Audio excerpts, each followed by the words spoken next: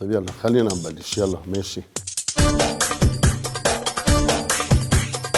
اليوم رح نتعرف نحن وياكم على ابرز 6 اسماء للاعبين اللبنانيين المحترفين بالخارج يلي عم يشاركوا مع منتخب لبنان وقت عم بيتم استدعائهم. حسين شكرون من مواليد 10 نوفمبر 2004، ولد بالمانيا ومحترف حاليا مع نادي هانوفر يلي عم يسعى بقوه ليتاهل للدرجه الاولى. ثاني لاعب مالك فخرو من مواليد 14 ديسمبر 97، بيلعب بمركز المهاجم مع نادي حلشر الالماني وسجل هدفه الاخير لمنتخب لبنان بمواجهه برونايد من تصفيات كاس اسيا اللي انتهت بفوز لبنان 3-0.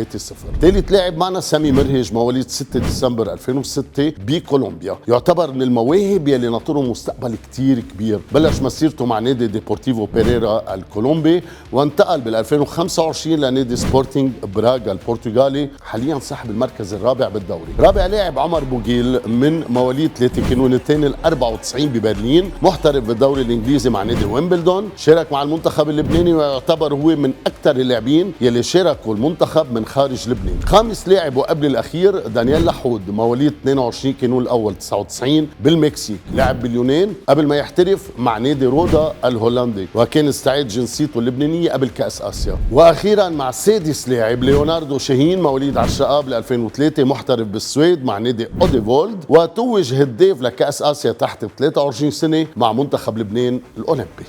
مرحبا جمهور لبنان، نحن كثير مبسوطين وهلا ربح كرمالكم لكم.